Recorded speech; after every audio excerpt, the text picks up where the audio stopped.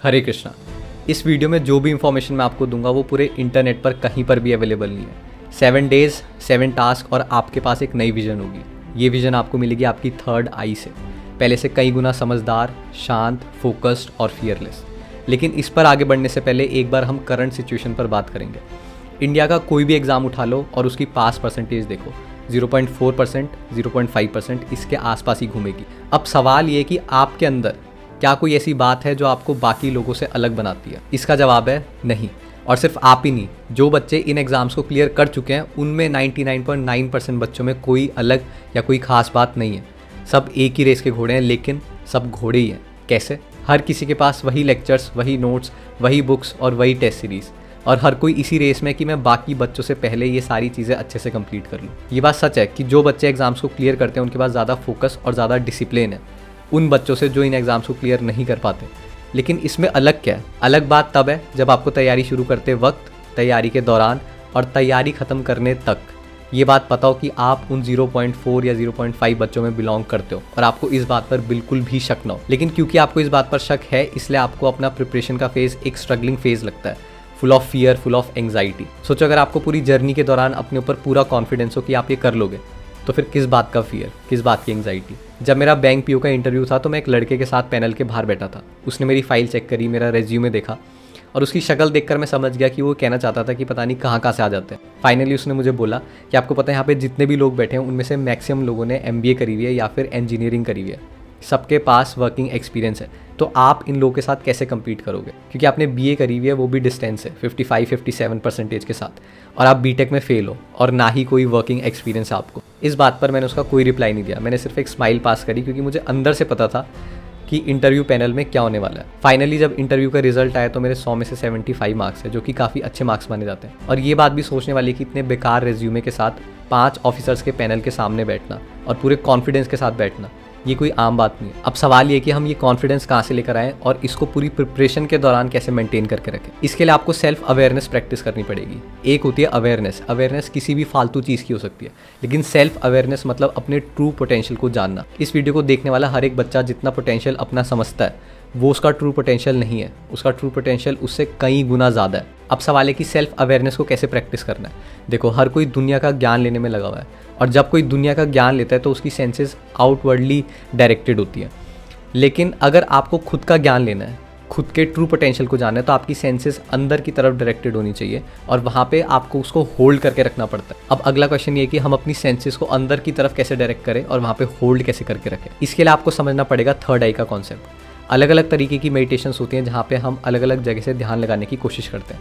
सबसे पहले आता है पॉइंट नंबर 1, पॉइंट ये जहाँ पे हम आंखें बंद करके फोकस क्रिएट करते हैं।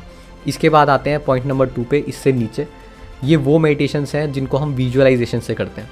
इसके बाद आता है पॉइंट नंबर 3, इससे नीचे यहाँ, ये वो मेडिटेशंस हैं जहाँ पे हम ब्रीदिंग टेक्निक्स को यूज़ करते हैं।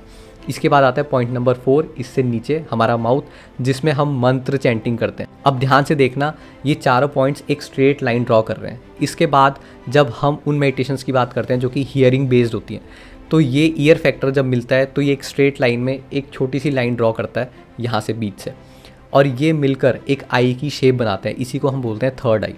तो जब आप इन 5 पॉइंट्स को एक साथ कंट्रोल कर पाते हो, इसका मतलब ये है कि 5 सेंसेस आपके कंट्रोल में है। और अगर किसी इंसान की 5 सेंसेस उसके कंट्रोल में, तो इसका मतलब वो अपने आप को पूरी तरीके से जान चुका है, अपने ट्रू पोटेंशियल को जान चुका है। अब इसी चीज़ को हम मंत्र मेडिटेशन से अचीव कर सकते हैं। कैसे? ये जो मैंने आपको 5 पॉइंट्स बताए, इनके अलग अलग कॉम्बिनेशंस लेकर हम इन पे प्रैक्टिस करते हैं और उसके बाद फाइनली ये 5 पॉइंट्स हमारे कंट्रोल में आ सकते हैं। और इसी के लिए मैंने आपको 7 डेज़ और 7 टास्क दिए हैं, जहाँ पे मैं हर एक दिन पे आपको अलग अलग पॉइंट्स बताऊंगा, उनके कॉम्बिनेशन बताऊंगा। लेकिन हर एक दिन पर एक चीज़ कॉमन रहेगी।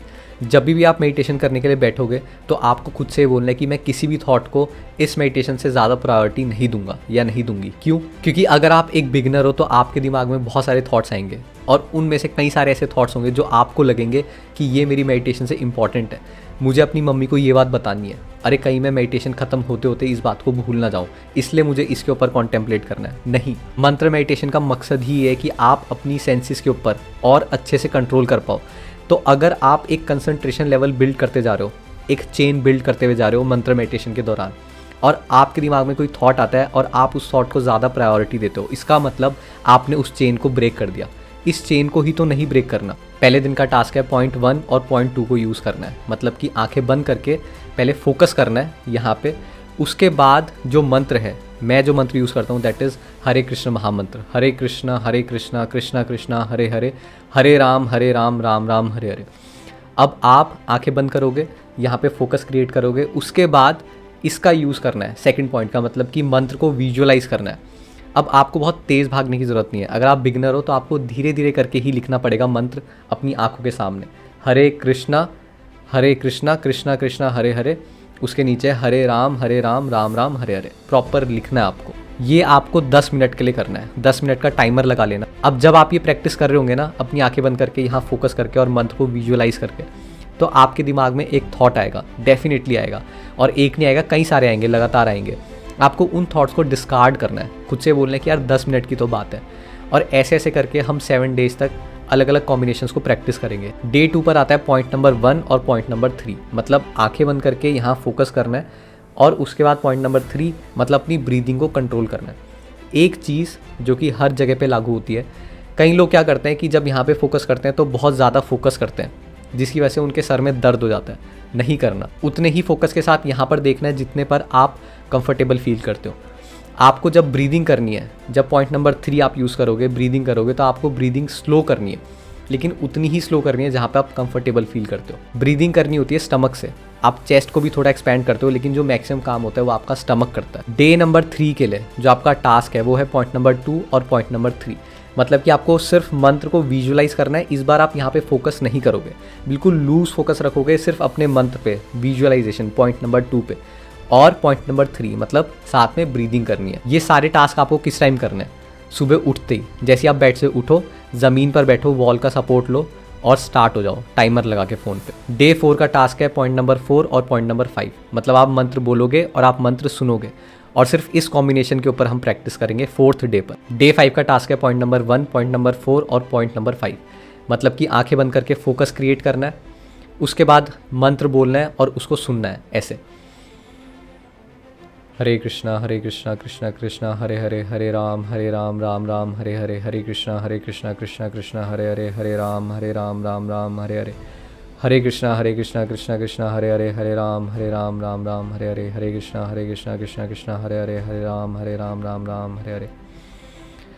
डे 6 का टास्क है पॉइंट नंबर 2, पॉइंट नंबर 4 और पॉइंट नंबर 5, मतलब कि मंत्र को विजुअलाइज करना है, मंत्र को बोलना है और मंत्र को सुनना है। और लास्ट में डे 7 का टास्क है पॉइंट 2, पॉइंट 3, 4 और 5, मतलब यहाँ पे फोकस नहीं करना है, मंत्र को विजुअलाइज करना है, ब्रीदिंग करनी है, मंत्र को बोलना है और मंत्र को सुनना है। आप अगले 7 दिनों में इन अलग अलग कॉम्बिनेशंस को प्रैक्टिस करोगे, और फाइनली 8वें दिन पर आप सारे पॉइंट्स को एक साथ प्रैक्टिस करने की कोशिश करोगे और उसी पर कंटिन्यू करोगे।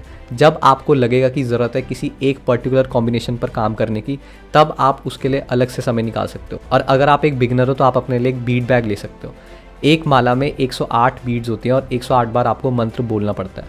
तो आप अपने हर एक दिन के लिए फिक्स कर सकते हो कि मुझे 1 माला या 2 माला करनी ही है। 1 माला में 108 मंत्र है। आप 7 डेज तक इसको प्रैक्टिस करना और आपको एक मैजिकल ट्रांसफॉर्मेशन दिखाई देगी। मैं आपको इस बात का एश्योरेंस दे सकता हूँ। इस वीडियो को यहीं ख़त्म करेंगे। Thank you and Hare Krishna.